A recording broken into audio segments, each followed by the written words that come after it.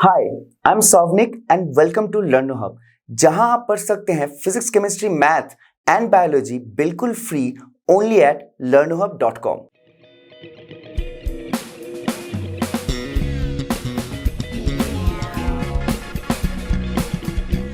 आज के वीडियो में हम डिस्कस करेंगे करंट इलेक्ट्रिसिटी के कॉन्सेप्ट एडॉन्स, specifically combination of resistors, electric cell, EMF जो कि है electromotive force, terminal potential difference, internal resistance and grouping of cells.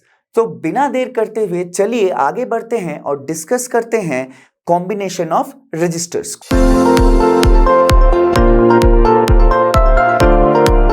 तो चलिए डिस्कस करते हैं कॉम्बिनेशन ऑफ रेजिस्टर्स को। अगर आपके पास 2 या 3 या फिर उनसे भी ज्यादा रेजिस्टर्स दिए गए हैं तो उनसे आप 2 तरीके के कॉम्बिनेशंस प्रीडोमिनेंटली बना सकते हैं। एक है सीरीज, दूसरा है पैरेलल। हम देखेंगे, यहाँ पे डिस्कस करेंगे कि अगर सीरीज में रेजिस्टर्स कॉम्बिनेशन में हैं तो उस केस में इक्विवेलेंट रेजिस्टेंस कितना होगा और सिमिलरली पैरेलल में है तो कितना होगा। अब ये सीरीज और पैरेलल जो हैं इनको भी मिला के आप कॉम्प्लिकेटेड सिचुएशंस और कॉम्बिनेशंस बना सकते हैं। उनको सॉल्व करने के लिए आपको यही 2 फॉर्मूलाज चाहिए और एक लॉजिकल और स्टेप बाय स्टेप अप्रोच चाहिए न्यूमेरिकल्स को सॉल्व करने के लिए। तो चलिए पहले जानते हैं कि सीरीज कॉम्बिनेशन में इक्विवेलेंट रेजिस्टेंस कितना होता है। तो अगर देखिए यहाँ पे 3 रेजिस्टर्स लिए गए हैं R1, R2 एंड R3। उन तीनों को आपने सीरीज में अरेंज कर रखा है, 1 2 3 सीरीज में, मतलब लाइन बाय लाइन, मतलब एक के बाद एक अरेंज किया हुआ है। जब ये सीरीज में है तो यहाँ पे देखिए Vs जो है वो पोटेंशियल है, टोटल सर्किट में दिया जा रहा है। ये ईएमएफ सोर्स है, यानी कि बैटरी है, पोटेंशियल का सोर्स है। यहां से इस पॉइंट पे अगर आपका यहां पे इस पॉइंट पे अगर आपका V1 पोटेंशियल Vs पोटेंशियल आ रहा है तो यहां पे कुछ और आएगा, तो उस पोटेंशियल डिफरेंस को हम V1 ले लेते हैं। सिमिलरली R2 पे V2 और R3 पे V3। इसका मतलब सीरीज कॉम्बिनेशन में जो पोटेंशियल एट ईच रेजिस्टेंस होता है या फिर रेजिस्टर होता है वो अलग अलग होता है। ठीक है, तो अगर इस तरीके का आपके पास सिस्टम है तो जो इक्विवेलेंट रेजिस्टेंस है वो काफी सिंपल एक्चुअली होता है। वो होता है R1 plus R2 plus R3, मतलब इन तीनों का अरिथमेटिक सम आपको दे देगा सीरीज कॉम्बिनेशन में equivalent resistance. Next parallel combination. Parallel combination का मतलब क्या है, देखिए इस डायग्राम को देखिए। ये जो 3 रेजिस्टर्स हैं ये तीनों एक के ऊपर और एक के नीचे रखे हुए हैं, मतलब ये पैरेलली रखे हुए हैं। इन तीनों पे ही जो पोटेंशियल है वो V है। हाँ, तो पैरेलल कॉम्बिनेशन में जो पोटेंशियल होता है वो हमेशा सेम होता है हर रजिस्टर पे। इसको इन दोनों पॉइंट पे देखिए, ये दोनों पॉइंट बैटरी के से 2 टर्मिनल से जुड़े हुए हैं। इसका मतलब इन दोनों पॉइंट पे जो पोटेंशियल है वो सेम है। ठीक है, मतलब दोनों पॉइंट पे पोटेंशियल सेम नहीं है, मतलब तीनों जो रेजिस्टर्स हैं उन पे पोटेंशियल सेम है, क्योंकि तीनों रेजिस्टर उन्हीं दोनों पॉइंट पे आके जुड़ रहे हैं। तो इस तरह का अगर आपके पास अरेंजमेंट हो तब आपका जो इक्विवेलेंट रेजिस्टेंस होता है वो होता है 1/R equivalent is equal to 1/R1 plus 1/R2 plus 1/R3। और अगर आप इससे ज्यादा रेजिस्टर्स जोड़ देते हैं तो यहाँ पे टर्म्स ऐड हो जाते हैं। तो इसमें से 2 चीजें आपको याद रखनी है। पहली, सीरीज में potential at each resistor is different. So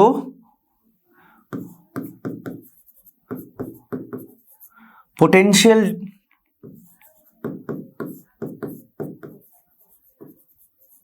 difference at each resistor is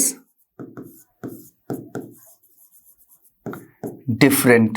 second, parallel case में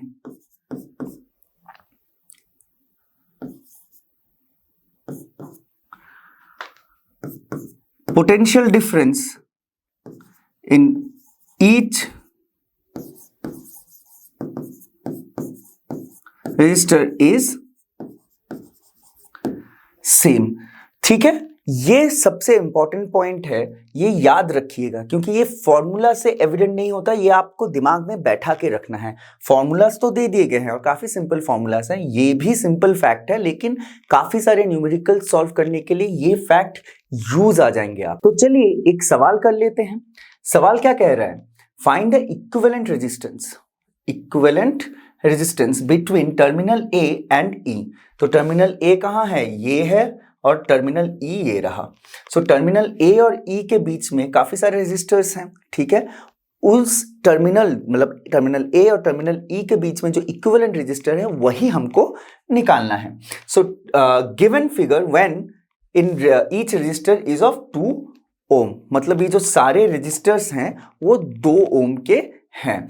तो हम पहले गिवन लिख लेते हैं। गिवन में क्या है कि R1 is equal to R2 is equal to R3 is equal to R4 is equal to R5 is equal to 2 ओम।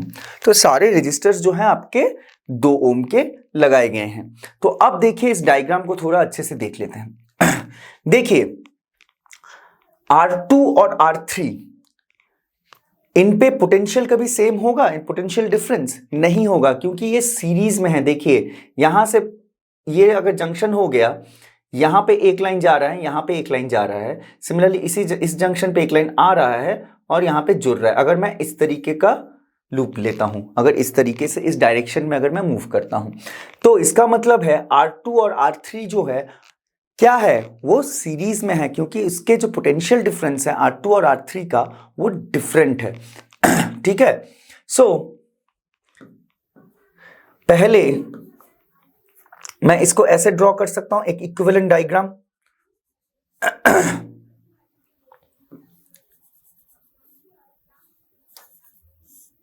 ठीक है, ये जो R है इसको मैं R23 लिख देता हूं। तो इनका सीरीज का अगर मैं निकाल के इक्विवेलेंट निकाल दूं, वो R5 के साथ पैरेलल में होगा। ये आपका R5 है। देखिए ये जो सेटअप है, ये टोटल सेटअप इसके साथ, ये R5 के साथ पैरेलल में है या नहीं है? क्योंकि दोनों आके एक ही पॉइंट पे ज्वाइन हो रहे हैं, तो ये दोनों पे पोटेंशियल सेम होगा। इसका मतलब ये दोनों आपके पैरेलल में हैं। तो पहले R23 निकाल लेते हैं। दोनों सीरीज में हैं तो सिंपल सा है, 2 + 2 इज 4 ओम। ठीक है, अब R5 के साथ ये पैरेलल में है तो R235 निकालना होगा। R235 मैं कैसे निकाल सकता हूं? 1/R235 मतलब 23 और फिर R5 का जो इक्विवेलेंट है क्या हो जाएगा? 1/R23 + 1/R5। ओके, तो यहां पे R235 इज इक्वल टू 1/4 + 1/2। कितना बनता है? ये बन गया 8। So 2 + 4 divided by 8 which is equal to 6/8 which is equal to 3/4। ये बन गया आपका 1/R235। सो R235 सिर्फ बन जाएगा आपका 4/3 ओम। ये आपका R235 का वैल्यू है। ठीक है, लिख लेते हैं। अब देखिए फिर से डायग्राम को आइए। अब मैंने ये पार्ट सॉल्व कर लिया, तो मैं और एक डायग्राम, इक्विवेलेंट डायग्राम बना सकता हूं जिसमें कि ये पॉइंट A है, फिर ये R1, फिर आ जाएगा R235, फिर R4 और फिर E पॉइंट। इसका मतलब क्या हुआ? R235 देखिए यहां पे अगर ये पूरा जम जाता है तो यहां से पोटेंशियल आ रहा है, यहां पे करंट आ रहा है, R1 फिर R235 फिर R4, मतलब तीनों सीरीज में हो गए। तो फिर यहाँ पे जो इक्विवेलेंट कैपेसिटेंस इक्विवेलेंट रेजिस्टेंस होता है वो आर क्या हो जाएगा, final R1 plus R235 plus R4। अब R1 और R4 2 ओम ईच हैं, तो वो बन गए आपके 4 प्लस 4/3 जो कि R235 है। अब ये कितना बना, देखिए 12 प्लस 4 इसका मतलब 16, ये बना आपका 16/3 ओम। सो आपका जो फाइनल रिजल्ट है वो कितना हुआ, R इज इक्वल टू 16/3 ओम। देखिए कितने आसानी से निकल गया। हाँ, अब आप बोलेंगे हाँ सर आपको पता था इसलिए आपने निकाल दिया, लेकिन देखिए आप इस सवाल को जितना भी कॉम्प्लिकेटेड उसको छोटे छोटे पार्ट्स में पहले डिवाइड कर लीजिए। मैंने पहले इसको निकाला, फिर इसको निकाला, फिर टोटल को निकाल दिया। अगर मैं एक साथ सबको निकालने बैठता तो मुझे भी दिक्कत होती। तो इसलिए हमेशा बड़े प्रॉब्लम को, या फिर अगर आपको लगे कोई प्रॉब्लम कॉम्प्लिकेटेड है तो उसको थोड़े छोटे छोटे भागों में डिवाइड कर लिया कीजिए। सो हमारा R निकल गया 16/3 ओम। अगर आपने कभी कोई भी इलेक्ट्रॉनिक चीज को तोड़ा हो या फिर खोला हो और उसका इंटीग्रेटेड सर्किट देखा होगा तो आपने शायद से नोटिस किया होगा कि एक रंग बिरंगा सा कैप्सूल उसके अंदर होता है। कैसा दिखता है, कुछ इस तरीके का कैप्सूल, ठीक है। वहां पे बिरंगे मतलब डिफरेंट कलर्स के आपके स्ट्राइप्स लगे होते हैं। वो जो होता है वो एक कार्बन रजिस्टर होता है, ठीक है। अब इंटीग्रेटेड सर्किट में आप बड़े बड़े रजिस्टर्स तो लगा नहीं सकते और उसके लिए आपको छोटा रजिस्टर्स लगाने पड़ते हैं। अब छोटे रजिस्टर में जगह नहीं होता कि उसके स्पेसिफिकेशंस को लिखा जाए कि कितना ओम उसमें रेजिस्टेंस है, उसका एक्यूरेसी लेवल क्या है। तो उसके लिए एक तरह का कोडिंग सिस्टम डेवलप किया गया था, उसको कहा जाता है कलर कोडिंग। मतलब वो जो कलर के स्ट्राइप्स होते हैं वो सिग्निफाई करते हैं कुछ नंबर्स को। तो इस में अभी हम डिस्कस करेंगे कि वो जो कलर्स हैं वो कौन से नंबर्स को सिग्निफाई करते हैं और हम कलर्स से रजिस्टर्स के स्पेसिफिकेशंस कैसे जान सकते हैं। तो पहले आप देखिए यहाँ पे कितने हैं, 4 स्ट्राइप्स हैं, ठीक है। ये जो 4 स्ट्राइप्स है वो 4 चीजों को रिप्रेजेंट करेंगे। तो पहले जो colour band A and B का मतलब जो पहला और दूसरा कलर बैंड है वो सिग्निफाई करेंगे the first 2 digits of a significant digit of the resistor value, ठीक है, significant figures of the resistance in ohm. तो रेजिस्टेंस का जो वैल्यू होगा उसके 2 पहले जो सिग्निफिकेंट नंबर होंगे उसको सिग्निफाई करेगा band A and band B. Band C क्या करेगा, बैंड सी मल्टीप्लायर को सिग्निफाई करेगा। So colour band C indicates the decimal multiplier. Decimal multiplier मतलब वो जो 2 सिग्निफिकेंट फिगर हैं उसके बाद कितने जीरोस हैं वो सिग्निफाई करेगा band C. Okay, so number of zeros that follows the 2 significant figures, ठीक। नाउ और एक बच गया बैंड डी। बैंड डी क्या करेगा, वो एक्यूरेसी परसेंटेज को डिपिक्ट करता है, ठीक है। मतलब ये जो रजिस्टर है, ये जो वैल्यू दिया गया है रजिस्टर का वो कितना एक्यूरेट है ये डिपिक्ट करता है बैंड डी, ठीक है। तो आइए अब इसी वाले रजिस्टर से ये टेबल आपको दिया रहता है, इस टेबल को रेफर करके कलर से आपको बनाना होता है कि रजिस्टर का वैल्यू या फिर रेजिस्टेंस कितना है। तो चलिए देखते हैं। पहला जो है वो येलो कलर है। येलो कलर यहाँ पे कौन सा नंबर दिया हुआ है फर्स्ट डिजिट के लिए, वो है 4। तो हमारा जो रेजिस्टेंस हो गया पहला क्या हो गया 4, ठीक है। दूसरा देखिए, दूसरा पर्पल है और सॉरी वायलेट है, वायलेट कितना है 7, ठीक है। सो 7, सो 4 7। तीसरा ग्रीन है, ग्रीन कहाँ है, यहाँ पे देखिए कितने सारे जीरोस हैं 1 2 3 4 5 जीरोस। इसका मतलब 47 के बाद 1 2 3 4 5 जीरोस, ठीक है। लास्ट वाला वाइट है, सॉरी लास्ट वाला सिल्वर है, सिल्वर, हाँ ये वाइट यहाँ पे है नहीं, वाइट, हाँ तो ये सिल्वर है। सिल्वर कितना हो गया प्लस और माइनस 10%, तो ये लिख दीजिए यहाँ पे प्लस और माइनस 10%, ठीक है। तो इसको मैं इस तरीके से भी लिख सकता हूं 4.7 इंटू 10⁶ प्लस और माइनस 10%। ये हो गया आपका resistance of the given carbon register.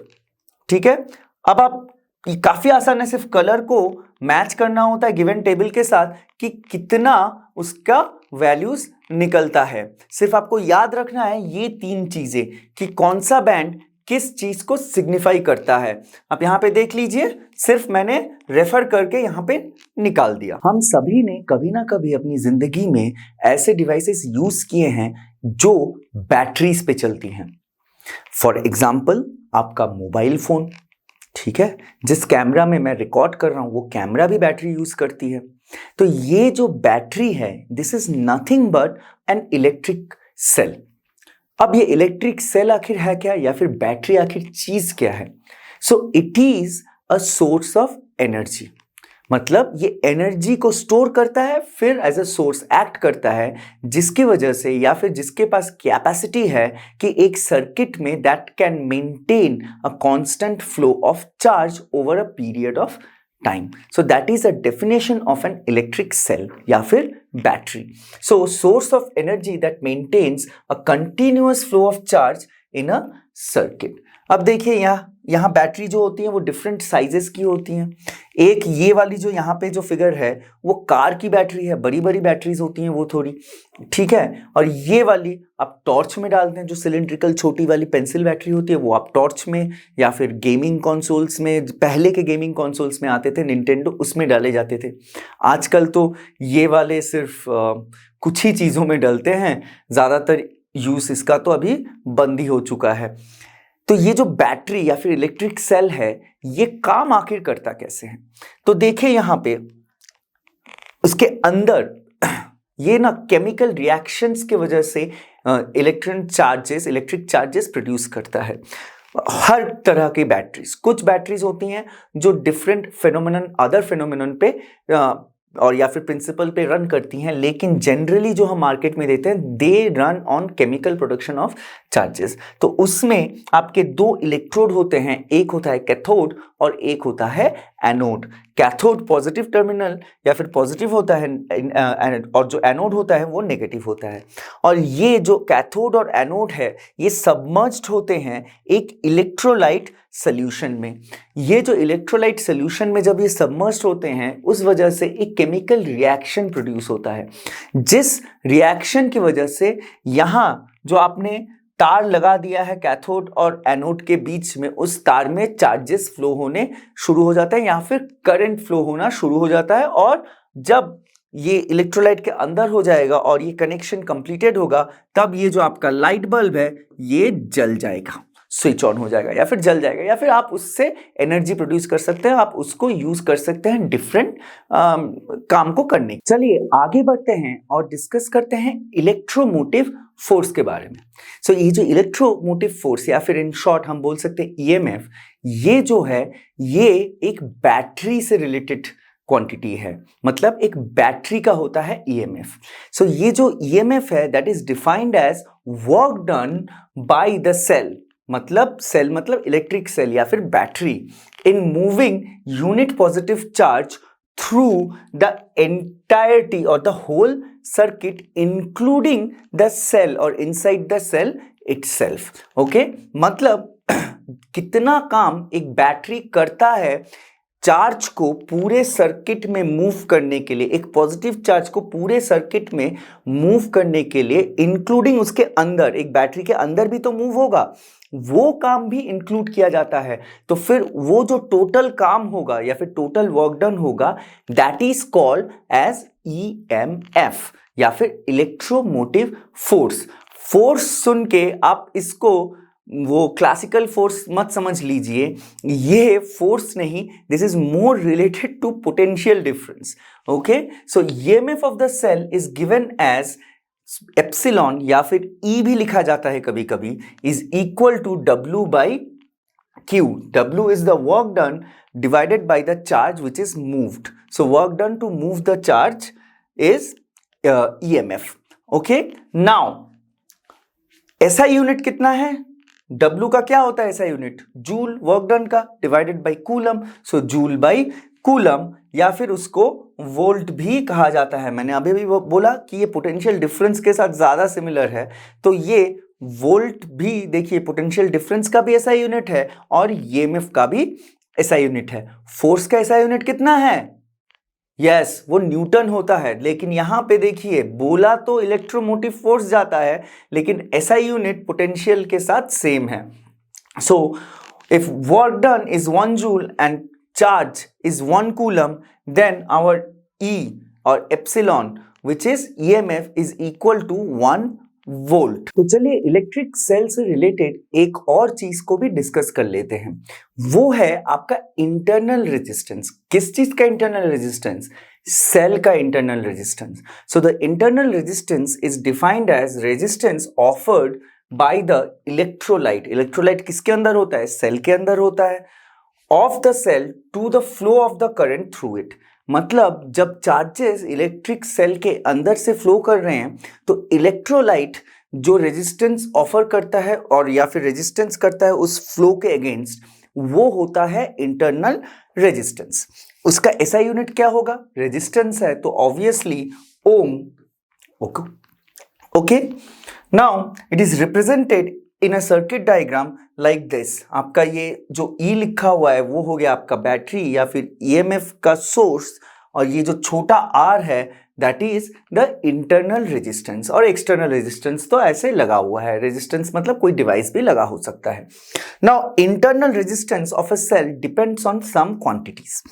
Now one of those factors is separation between the two plates of the cell.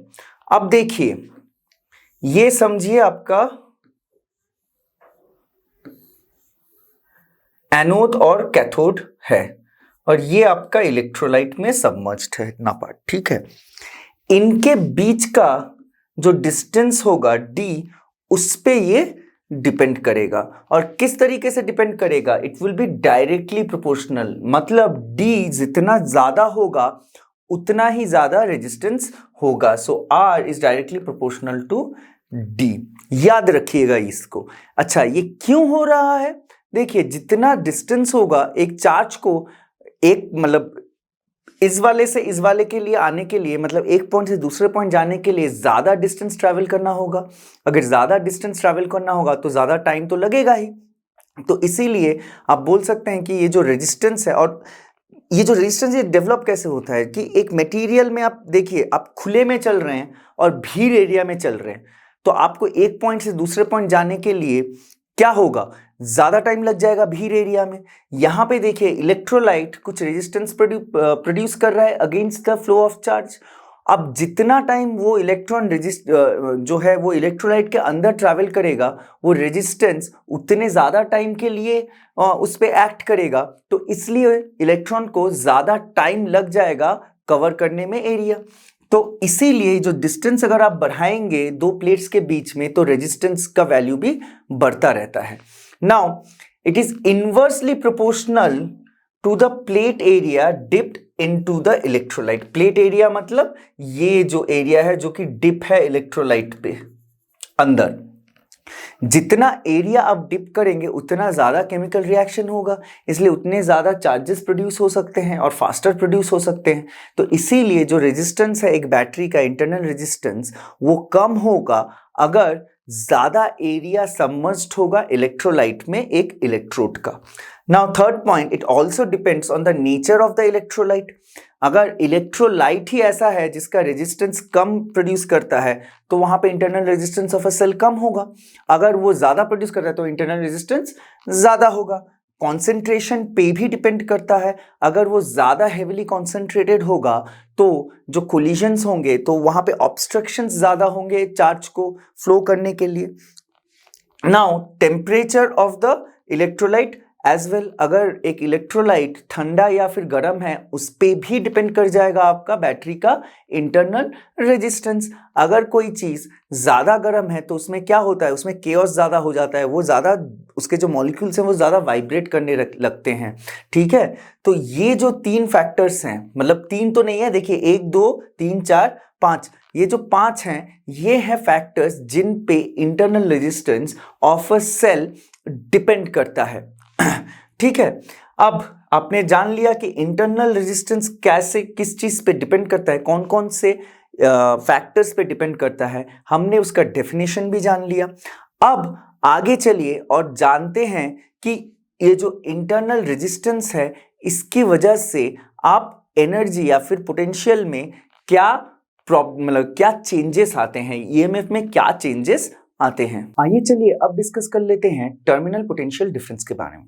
So terminal potential difference आखिर होता क्या है? This is nothing but the potential difference between the two terminals of the cell in a closed circuit. मतलब एक जो cell है उसके जो दो टर्मिनल्स हैं इन अ क्लोज सर्किट, उन दो टर्मिनल्स के बीच जो पोटेंशियल डिफरेंस होगा उसी को कहते हैं टर्मिनल पोटेंशियल डिफरेंस।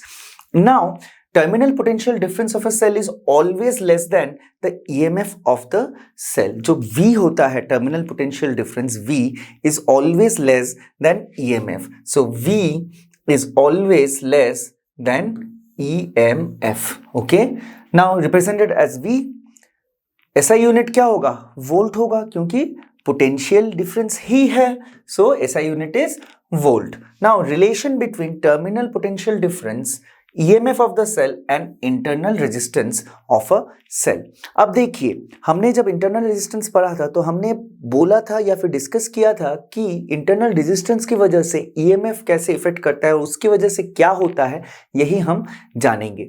देखिए, EMF जो है वो सोर्स मतलब जो सेल है उसका टोटल पोटेंशियल समझ लीजिए, इसको मतलब एनालॉजी में लीजिए।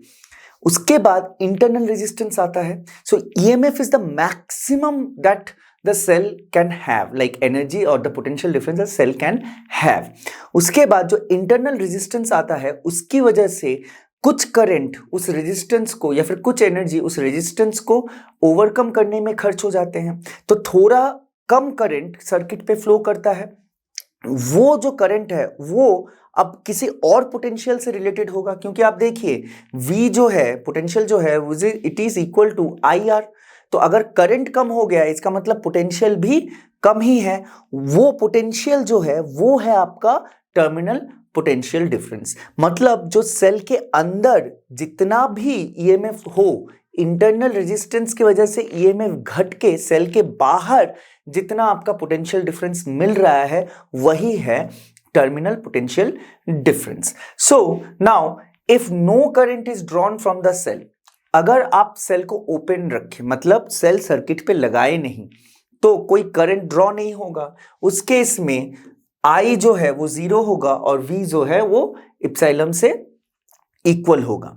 अब देखिए यहां पे इंटरनल रेजिस्टेंस था, अब बाहर भी रेजिस्टेंस होगा, तो बाहर के रेजिस्टेंस की वजह से भी थोड़ा घटेगा, थोड़ा ज्यादा, डिपेंडिंग ऑन की रेजिस्टेंस कितना है, क्या घटेगा, पोटेंशियल या फिर EMF। वो अगर हमने ओपन सर्किट रखा है तो वो जो एक्सटर्नल रेजिस्टेंस है वो 0 हो जाता है। इंटरनल रेजिस्टेंस तभी काम करता है जब फ्लो ऑफ चार्ज होता है, लेकिन अगर सर्किट ओपन है तो फ्लो ऑफ चार्ज बनेगा नहीं, इसीलिए टर्मिनल पोटेंशियल जो है वो EMF के साथ इक्वल हो जाएगा जब करंट एक्सटर्नली फ्लो नहीं कर रहा है या फिर इंटरनली भी फ्लो नहीं कर रहा है, यानी कि I is equal to 0। Internally भी तभी फ्लो करेगा जब वो कनेक्टेड होगा, जब वो लूप कंप्लीट होगा। यहां पे ओपन सर्किट है तो लूप कंप्लीटेड नहीं है। Now a cell of EMF and internal resistance R is connected across an external resistance. मतलब यहां पे फिगर देखिए, ये जो सेल है ये आपका सेल है E cell with EMF E, ये पूरा आपका सेल है, EMF है E और इंटरनल रेजिस्टेंस है small r। This is connected with N external resistance R, ठीक है, कैपिटल R। अब इस वाले केस में कितना करंट फ्लो हो रहा है? I करंट फ्लो हो रहा है, ठीक है। अब यहां पे देखिए ये जो दोनों रेजिस्टेंस हैं वो क्या है, पैरेलल में है या सीरीज में है? वो सीरीज में है, तो इसका मतलब इन दोनों का जो R इक्विवेलेंट होगा वो क्या होगा, capital R plus small r। Okay, now I कितना फ्लो कर रहा है, करंट, यानी कि करंट कितना फ्लो कर रहा है वो I है, सो V हमारा क्या बन जा है, I R। अब देखिए सो V अगर IR है, सो हमारा जो यहां पे जो V है वो EMF V है, ठीक है।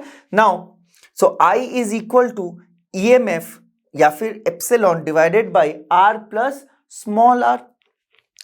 इसी तरह ओम्स लॉ हमें क्या कहता है, जो सर्किट में जो आपका घूम रहा है current, that is this I and this I is same, but there are two ways of writing it.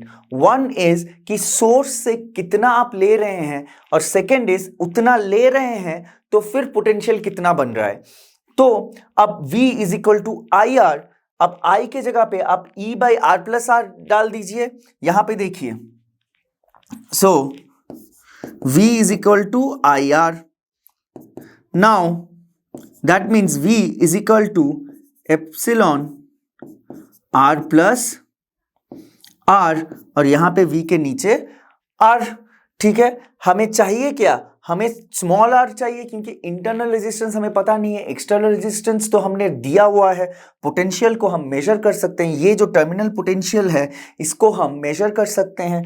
Current यहाँ पे है नहीं, पर फिर भी हम करंट को भी मेजर कर सकते हैं, लेकिन करंट अगर लिखेंगे तो हम इंटरनल रेजिस्टेंस नहीं निकाल सकते, ठीक है। और ईएमएफ जो है, ईएमएफ को भी मेजर किया जा सकता है। ओपन सर्किट रख के आप सिर्फ वोल्ट मीटर या फिर किसी भी इंस्ट्रूमेंट के द्वारा एक ओपन सर्किट में एक बैटरी को मेजर कर लीजिए, ठीक है। तो हमारा यहाँ पे देखिए, हमें थोड़ा रीअरेंजमेंट करना पड़ेगा। यहाँ पे अगर हम रीअरेंजमेंट करते हैं तो ये क्या हो जाता है, V by epsilon R by R plus R। अब मुझे स्मॉल r चाहिए, तो इसको मैं इन्वर्ट कर देता हूं। कहां लिखूं इसको, यहां पे लिख देता हूं, स्टार मार के ये ऊपर लिख देता हूं। So epsilon by V is equal to R plus capital R। तो ये क्या बन जाता है, यहां पे देखिए R को मैं, ये डिनोमिनेटर में है, सो 1 plus small r by capital R, ठीक है। अब या फिर मैं इसको इधर भी रख सकता हूं, कोई ज्यादा जरूरी है नहीं, तो अब यहां पे लिख देता हूं। सो ये क्या बनता है आपका, R epsilon by V minus R is equal to small r। So हमारा फाइनल रिजल्ट क्या बना, small r is equal to capital R epsilon by V minus 1। ये देखिए यहाँ पे हमको वही मिल रहा है। सो जो इंटरनल रेजिस्टेंस है that is actually given as epsilon which is EMF divided by terminal potential difference minus 1 whole multiplied with the external resistance. So this is the relationship which connects internal resistance, terminal potential difference and external resistance. तो चलिए अब जानते हैं potential difference across terminal of a cell in different condition कितना होता है। तो पहला जो कंडीशन है वो है ओपन सर्किट, मतलब जो सेल है वो किसी के साथ जुड़ा नहीं हुआ है। उस केस में आपका जो V है वो EMF या E, आप लिख दे एप्सिलॉन या E, दोनों ही EMF को रिप्रेजेंट करता है, उसके साथ इक्वल होता है। नाउ सेकेंड केस, अगर आपका जो करंट फ्लो हो रहा है, इसका मतलब आपने एक सर्किट के साथ एक एक्सटर्नल रेजिस्टेंस जोड़ लिया है जो कि करंट ड्रॉ कर रहा है इलेक्ट्रिक सेल से। उस वाले केस में आपका जो पोटेंशियल होगा that would be lower than the EMF और E, ठीक है। Now the cell is taking current, मतलब सेल रिचार्ज हो रहा है, सेल बाहर के किसी सोर्स से अपने आप में चार्ज को फिर से वापस ला रहा है। वो भूखा था तो चार्ज के लिए भूखा था, खाने के लिए नहीं, वो रिचार्ज हो रहा है, उसका जो एनर्जी डिप्लीटेड हुआ था उसको वो फिर से रीगेन कर रहा है।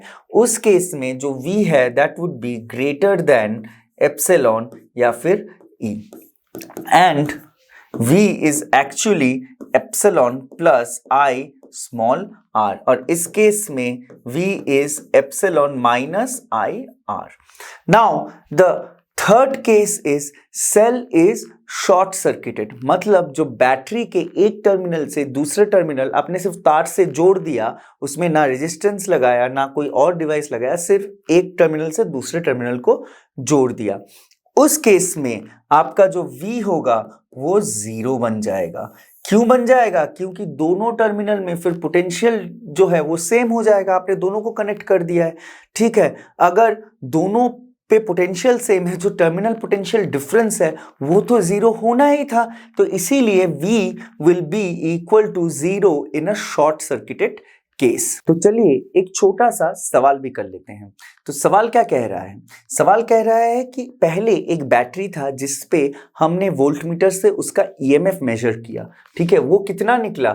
वो निकला आपका 3 वोल्ट। ठीक है, फिर उस बैटरी या फिर सेल के साथ हमने एक एक्सटर्नल रेजिस्टेंस ऑफ 4 ओम जोड़ दिया, तब वोल्टमीटर में जो रीडिंग है, सर्किट का रीडिंग, टर्मिनल्स, दो टर्मिनल्स के बीच का जो रीडिंग है वो, यानी टर्मिनल पोटेंशियल डिफरेंस जो है वो आपका बन गया 1.2 वोल्ट। तो आपको निकालना क्या है? Internal resistance. सो यहां पे पहले गिवन लिख लेते हैं। So epsilon is 3 volt, capital R, और external resistance is 4 ohm, and V, which is terminal potential difference, is 1.2 volt. Now small r का फॉर्मूला क्या है? स्मॉल r का फॉर्मूला है capital R into epsilon by V minus 1। इसको मैं किस तरीके से लिख सकता हूं? R, एप्सिलॉन कितना है?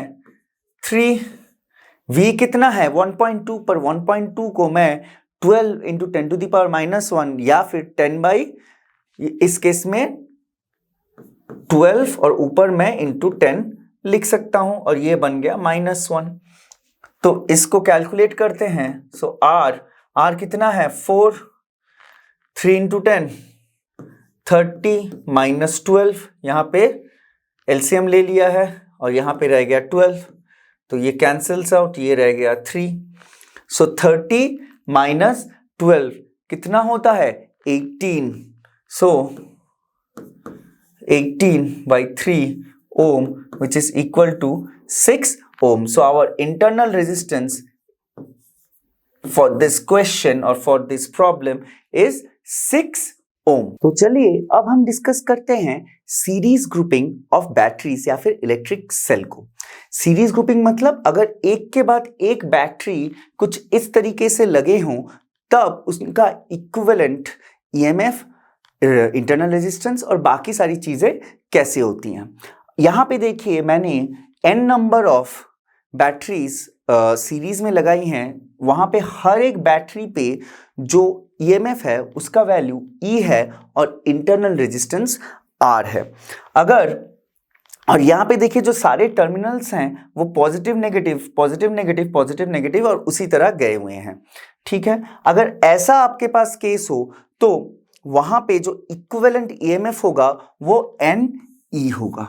ओके, या फिर अगर आपके पास E1, E2, E3, E4 हो तो जो इक्विवेलेंट E होगा वो E1 plus E2 plus E3 up to जितना बैटरीज आपने लगाया है उतना तक।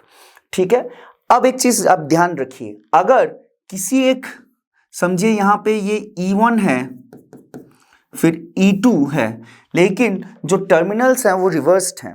ठीक है, एक पॉजिटिव टू नेगेटिव है, एक नेगेटिव टू पॉजिटिव है, उस केस में ये E2 हो गया, उस केस में जो E होगा वो कितना बनेगा?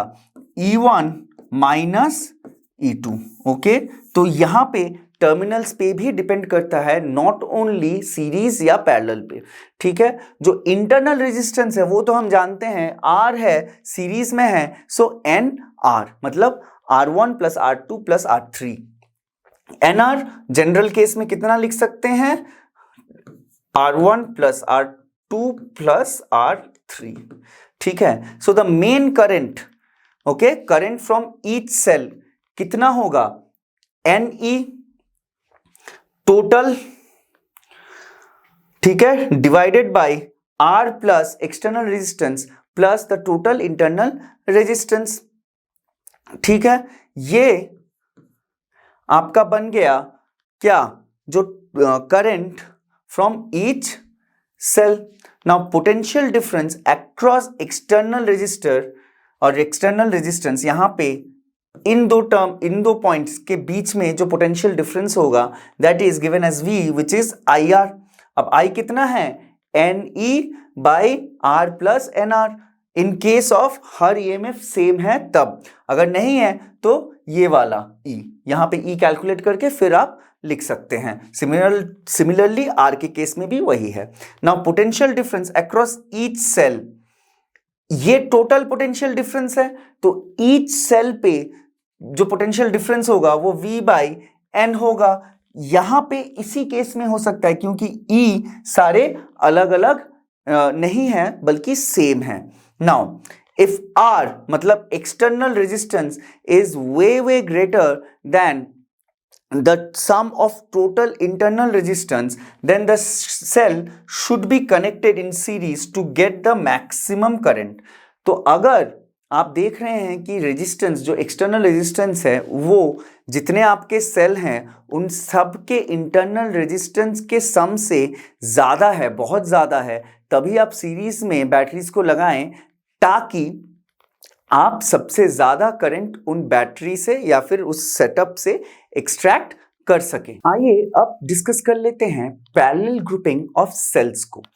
अगर आपके पास number of cell n number of cells हैं जो कि एक दूसरे के साथ पैरेलली कनेक्टेड हैं, तब उस केस में इक्विवेलेंट EMF कितना होगा। यहाँ पे मैंने सारे EMF इक्वल और इंटरनल रेजिस्टेंस को भी इक्वल लिया हुआ है। तो उस केस में अगर सारे EMF इक्वल हों तो हमारा जो इक्विवेलेंट EMF होगा वो E या फिर equal to the single EMF बन जाएगा। अगर यहाँ पे EMF E इक्वल ना हो हर सेल के, तब जो हमारा इक्विवेलेंट आएगा वो होगा E1 बाई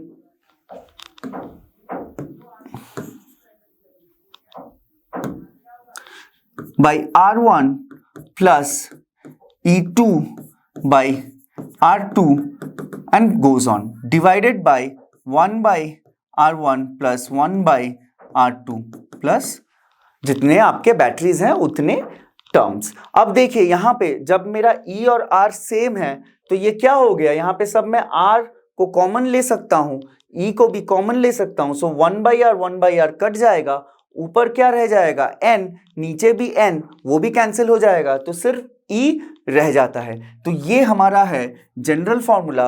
और अगर आपके स्पेशल केस में सारे EMF इक्वल हैं सो E इक्विवेलेंट वहां पे E बन जाता है।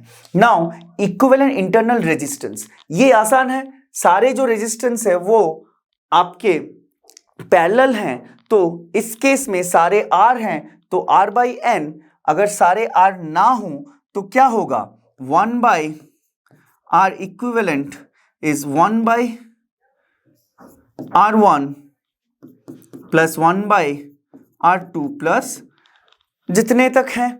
अब यहां पे देखिए अगर मैं 2 पे रख लूं तो यहां पे R इक्विवेलेंट फॉर 2 रजिस्टर्स कितने आ जाएंगे, यहां पे R1 R2 divided by R1 plus R2। अब देखिए इस केस को इसमें हम डालते हैं, अगर यहां पे सिर्फ 2 हम एज्यूम कर लें तो यहां पे दोनों का R है, स्मॉल r, सॉरी यहाँ पे मैंने कैपिटल R लिख दिया है गलती से, ये आपके स्मॉल r इंटरनल रेजिस्टेंस है, R1 R2 R1 plus R2। तो अब देखिए R1 is equal to R2 in this case, so यहां पे क्या बन जाता है, R square by 2R, R cancel, और यहां पे क्या गया R बाई 2। ये 2 क्या है, नंबर ऑफ सेल या फिर number of resistors, which is equal to, can be written as R by N when N is equal to 2।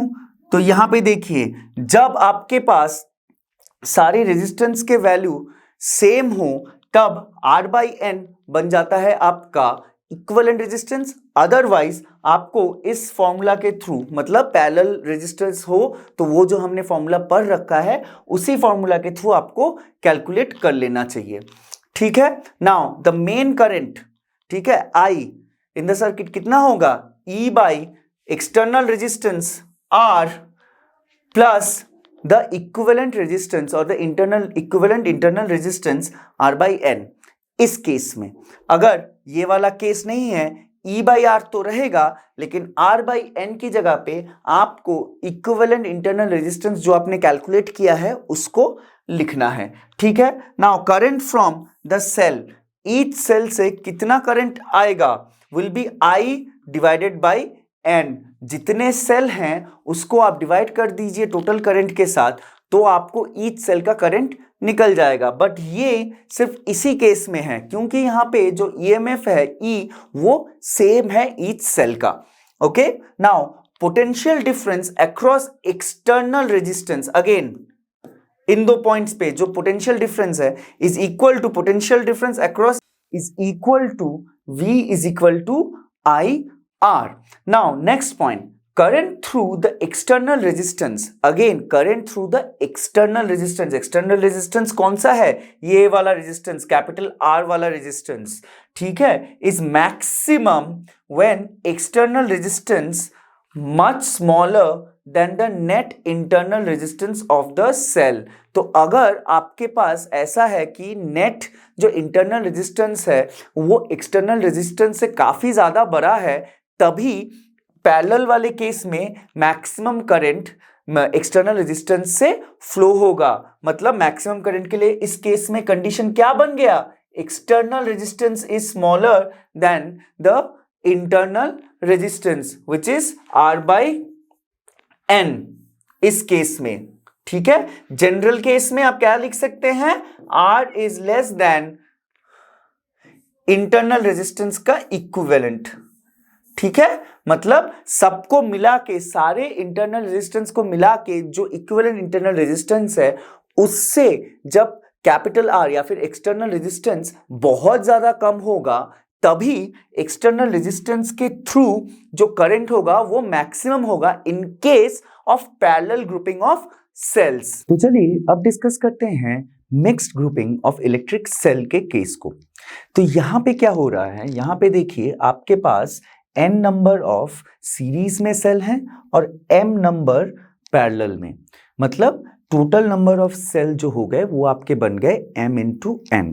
ठीक है, और ईच सेल का जो EMF वैल्यू है वो भी सेम है और इंटरनल रेजिस्टेंस भी सेम है। तो ये फिगर हमें ये बता देता है। अब अक्रॉस द होल सेटअप जो पोटेंशियल डिफरेंस है वो है आपका V और एक एक्सटर्नल रेजिस्टर R लगा हुआ है।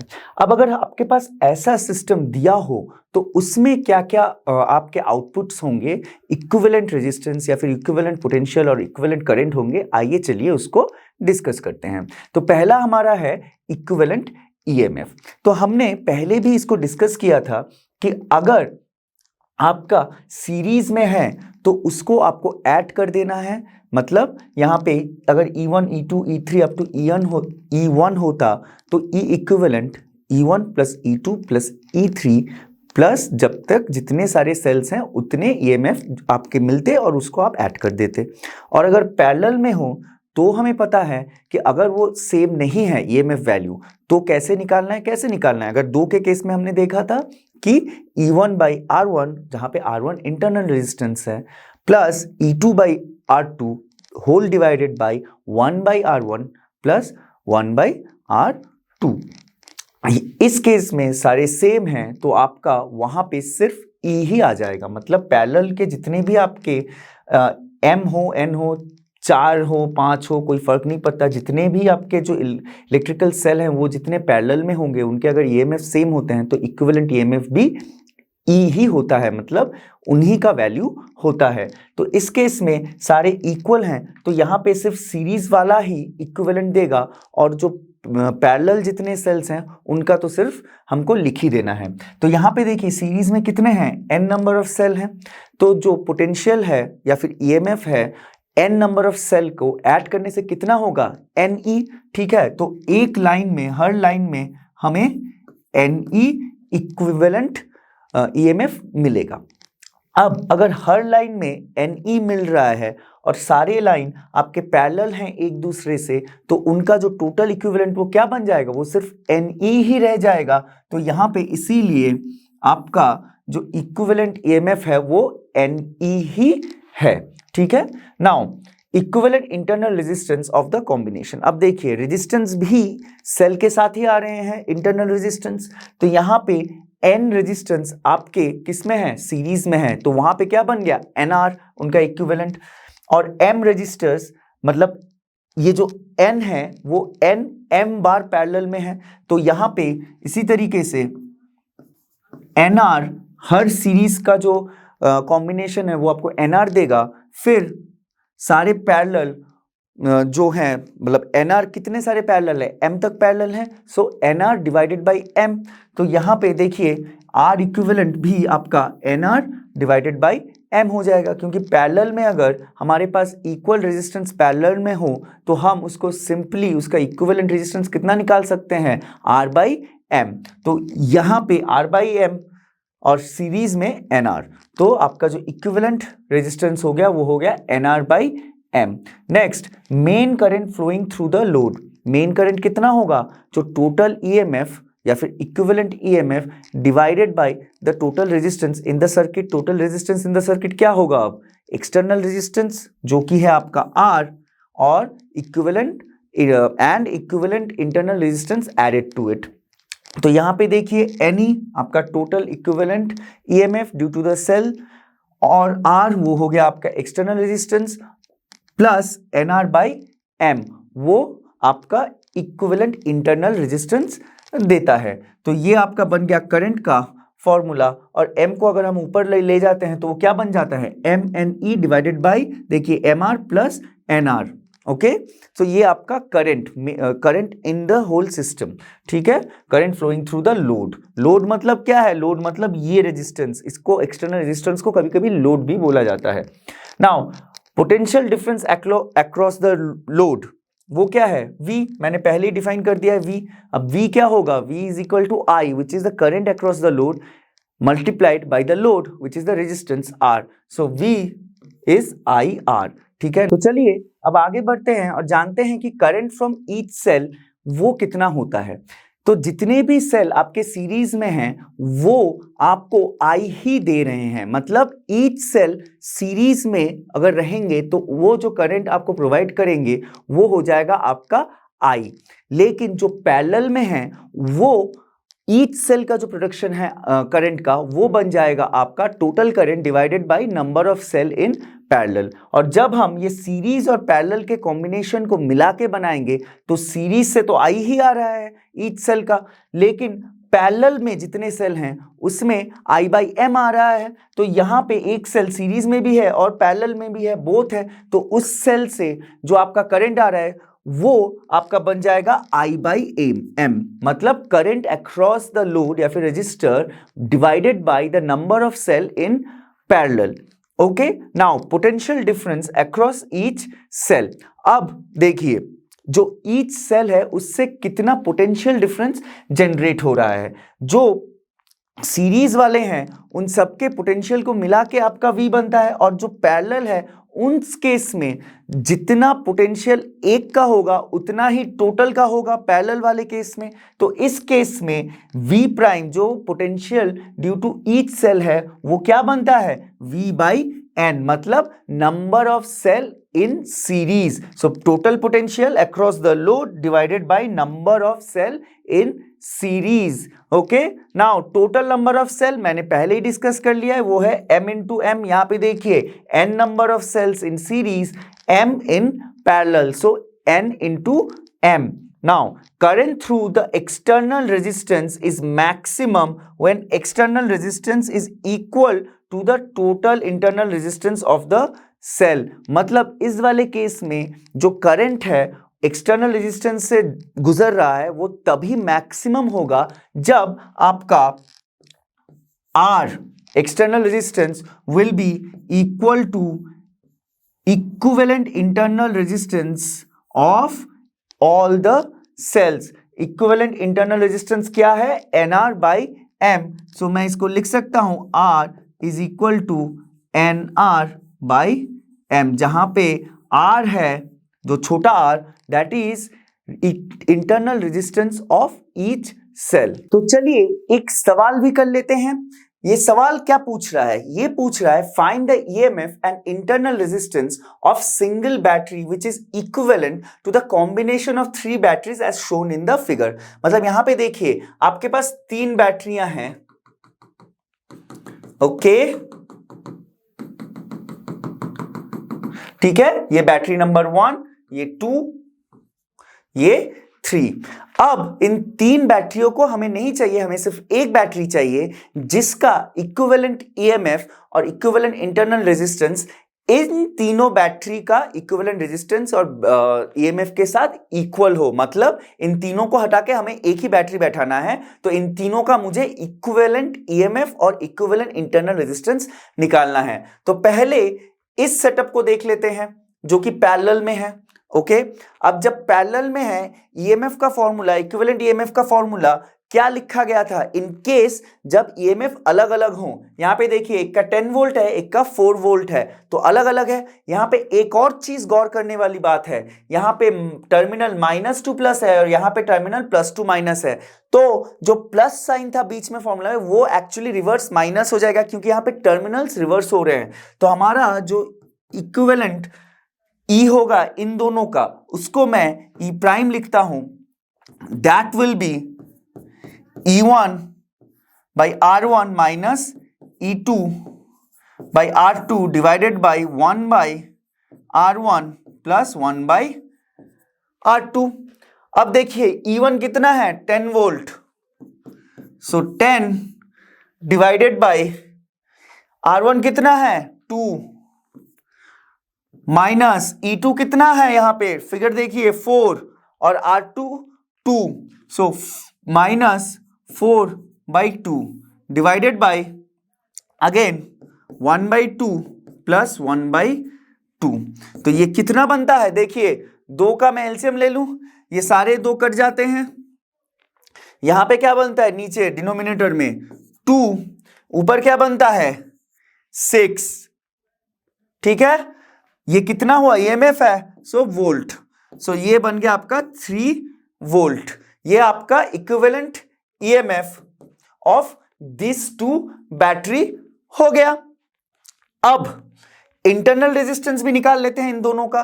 देखिए एक 2 ओम है, दूसरा 2 ओम है, सो यहां पे जो 1/R प्राइम ले लेता हूं, इन दोनों का इंटरनल रेजिस्टेंस इक्विवेलेंट को मैं डिनोट कर रहा हूं। So 1/2 plus 1/2 which is equal to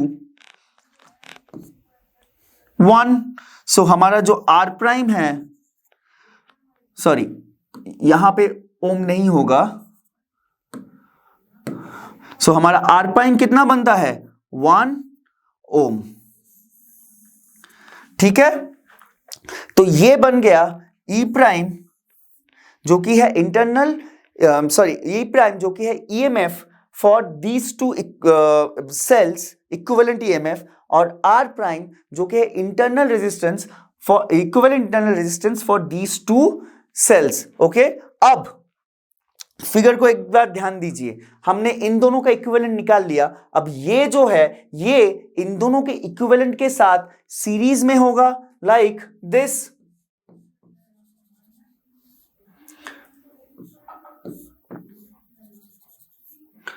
यहां पे मैंने नेगेटिव टर्मिनल इस तरफ क्यों लिया? क्योंकि देखिए नेगेटिव टर्मिनल पे हमारा बड़ा वाला वोल्टेज है। अगर 10 वोल्ट यहां पे होता तो ये पॉजिटिव टर्मिनल पहले आ जाता, ठीक है।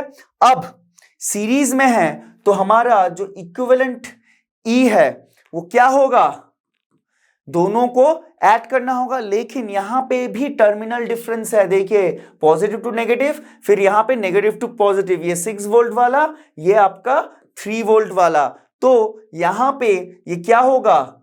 E1 माइनस E प्राइम, ये E प्राइम मैंने ये इक्विवेलेंट ले लिया है, तो ये क्या हुआ? 6 - 3 का फिर वोल्ट।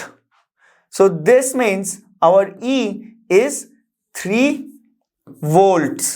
ये हो गया हमारा equivalent EMF for this whole setup. अब और एक चीज निकालनी है, वो है रेजिस्टेंस, इंटरनल रेजिस्टेंस। अब आप देखिए ये 1 ओम है, इसका मतलब ये जो रेजिस्टर है ये 1 ओम का है और ये यहाँ पे 1 ओम दिया हुआ है, तो इंटरनल रेजिस्टेंस जो इक्विवेलेंट होगा वो क्या होगा 1 + 1, क्योंकि ये दोनों सीरीज में है तो ये बन जाता है 2 ओम।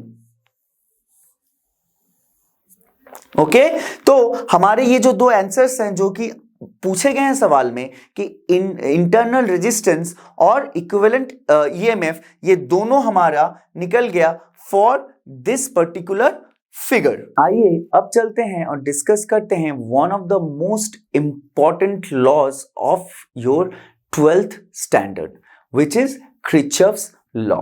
क्रिचॉफ लॉ जो है वो दो हिस्सों में बटा हुआ है, एक है जंक्शन लॉ, दूसरा है लूप लॉ। जंक्शन लॉ क्या कहता है कि algebraic sum of currents meeting at a point और एट अ जंक्शन, मतलब पॉइंट बोल सकते हैं या फिर जंक्शन बोल सकते हैं, उस केस में in an electric circuit is always 0।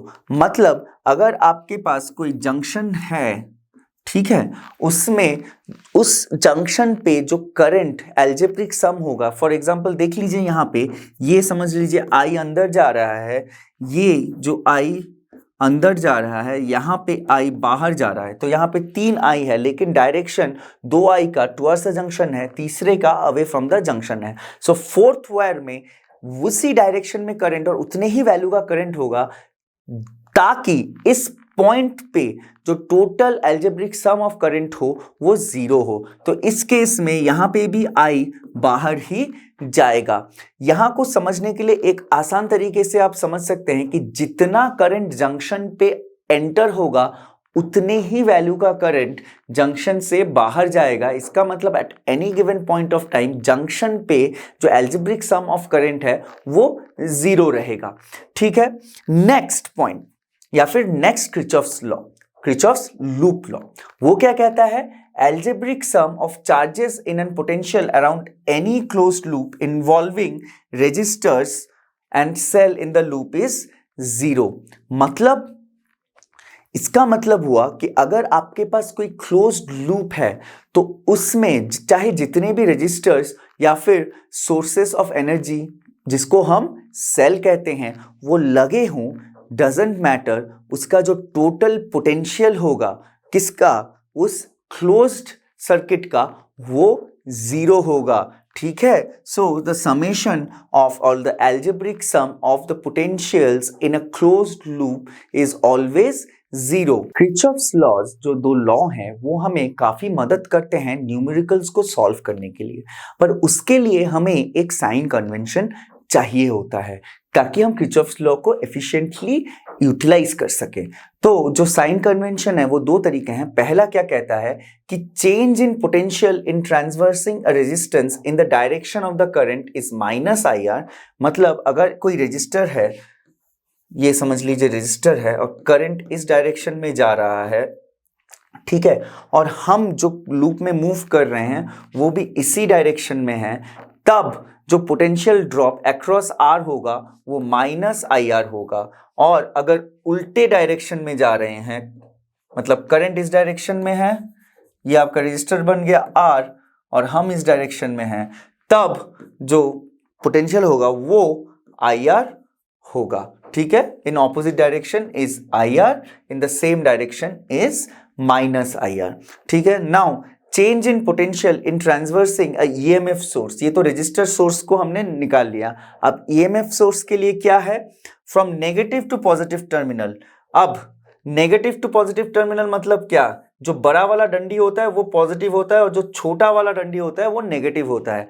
तो अगर हम नेगेटिव टू पॉजिटिव जा रहे हैं तो ये होगा प्लस एप्सिलॉन या फिर प्लस E, और अगर हम पॉजिटिव टू नेगेटिव जा रहे हैं तो वो होगा माइनस एप्सिलॉन या फिर -E। नो मैटर करंट का डायरेक्शन क्या है। इसका मतलब अगर रेजिस्टर के केस में करंट डायरेक्शन में हम जा रहे हैं तो नेगेटिव IR और opposite to current direction is positive IR, but in a case of a electric cell, no matter where the direction of the current is, अगर हम टर्मिनल के हिसाब से देखते हैं तो पॉजिटिव टू नेगेटिव टर्मिनल अगर जा रहे हैं तो माइनस एप्सिलॉन या फिर माइनस ईएमएफ, और अगर हम नेगेटिव टू पॉजिटिव आ रहे हैं वो बन जाता है प्लस ई या फिर प्लस एप्सिलॉन। ये जो है ये पोटेंशियल ड्रॉप है across resistors and across the cell. तो ये हो गए आपके दो साइन कन्वेंशन जो हमें मदद करेंगे किरचॉफ्स लॉ को अप्लाई करने में डिफरेंट प्रॉब्लम्स के को सॉल्व करने की। तो चलिए एक सवाल करते हैं और देखते हैं कि किरचॉफ्स लॉ की मदद से हम कैसे न्यूमेरिकल्स सॉल्व कर सकते हैं। तो ये सवाल क्या पूछ रहा है कि find currents in different branches. Different branches मतलब ये जो सारे साइड्स हो गए वो हो गए आपके different branches of the electric circuit shown in the figure. तो इस फिगर में हर साइड पे कितना करंट जा रहा है वो हमको कैलकुलेट करना है। तो पहले हम एज्यूम कर लेते हैं कुछ करंट्स को। तो यहाँ पे देखिए इस बैटरी की वजह से जो करंट निकल रहा है वो हो गया आपका I1, ठीक है। अब I1 यहाँ से ट्रैवल करेगा, यहाँ पे जंक्शन पे आएगा, जंक्शन पे दो तरह पे बट जाएगा। एक पकड़ लीजिए I2 नीचे की तरफ और ऊपर की तरफ I3। अब I2 फिर से इस जंक्शन पे आएगा और I3 फिर से इस जंक्शन पे आएगा। कौन से डायरेक्शन में? Towards the junction. अब यहाँ पे जो करंट निकलेगा वो कितना होगा? वो भी I1 ही होगा, क्योंकि यहाँ से I1 आया था, I2 और I3 में डिवाइड हो गया था, और फिर जब I2 और I3 मिले E वाले जंक्शन पे तो फिर से I1 बना जो कि बाहर निकलता है E जंक्शन से। नाउ अब हम एक लूप अज्यूम करते हैं, ये वाला लूप पहले लेते हैं, A B E F A, ठीक है, A B E F A। So in loop A B E F A, देखिए करंट का direction from A to B है। हम भी जो लूप हमने कंसिडर किया है वो A टू B है, तो A to B, B to E, E to F and again F to A। तो इस डायरेक्शन में यानी एंटी क्लॉकवाइज डायरेक्शन में हमने अज्यूम किया है हमारा डायरेक्शन। तो करंट भी एंटी क्लॉकवाइज डायरेक्शन में ही है, तो यहाँ पे रेजिस्टर के अक्रॉस क्या हो जाएगा पोटेंशियल? -4, E कितना है? 4 और I1।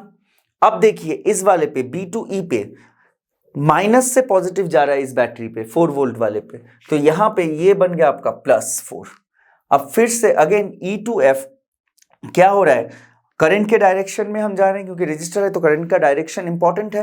तो यहां पे ये फिर से -2 I1 और यहां पे देखिए माइनस से plus, so again similarly +2 volt. अब ये क्लोज्ड लूप है तो इन सब का जो अलजेब्रिक सम होगा वो 0 होगा। तो अब अगर हम I1 के लिए इसको कैलकुलेट करना पड़ेगा, देखिए +4 +2 -4 -2, ये कितना बना? -6 I1 is equal to -6। That means our I1 is equal to 1 ampere. तो पहला वाला करंट निकल गया, I1 है हमारा 1 एम्पियर। अब now in loop B C D E B, मतलब यहां से शुरू फिर यहीं पे खत्म, ये भी एंटी क्लॉकवाइज डायरेक्शन में है। अब देखिए अगेन ये 2 ओम वाले रेजिस्टर पे कितना करंट पास कर रहा है? I3, और हमारा मोशन भी B टू C है, इसका मतलब पहला वाला क्या बन गया? -2 I3, यहां पे पॉजिटिव टू नेगेटिव, ठीक है, सो -6, यहां पे अगेन सेम डायरेक्शन, सो -4 I3, यहां पे भी पॉजिटिव टू नेगेटिव, सो ये भी बन गया -4। अब ये टोटल इज इक्वल टू 0। सो हमारा I3 कितना निकलता है? देखिए यहां पे -4 -6, ये बन गया 10, और यहां पे -6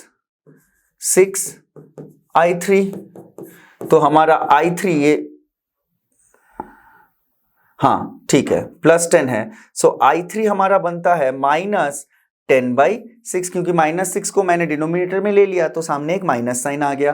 तो हमारा I3 is nothing but -5/3।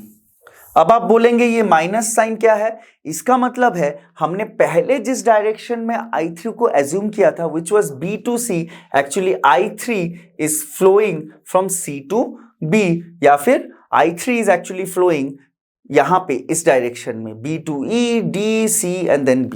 So I3 का डायरेक्शन जो है वो opposite to our assumed direction है, इसीलिए 5/3 के सामने एक माइनस साइन आया है। अब हमें I2 निकालना है। I2 कितना है? देखिए भैया, I1 is equal to I2 plus I3। यहां पे इस जंक्शन पे देखिए, I अंदर आ रहा है, I2 और I3 बाहर जा रहे थे, तो ये तो जंक्शन वाला ही जो लॉ है उसी से हम आते हैं। तो I2 is equal to I1 minus I3 which gives I2 is equal to 1 plus 5/3 which is nothing but 8/3 ampere. So I2 is 8/3।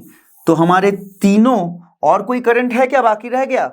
नहीं। सो हमारा I1 1 एम्पियर, I2 8/3 और I3 -5/3 एम्पियर निकल गया, जो कि सारे ब्रांचेस में करंट को डिनोट करते हैं। आज के लिए बस इतना ही। Until next time, take care and study hard. और हम सभी जानते हैं लर्नो हब फ्री है पर बेस्ट है।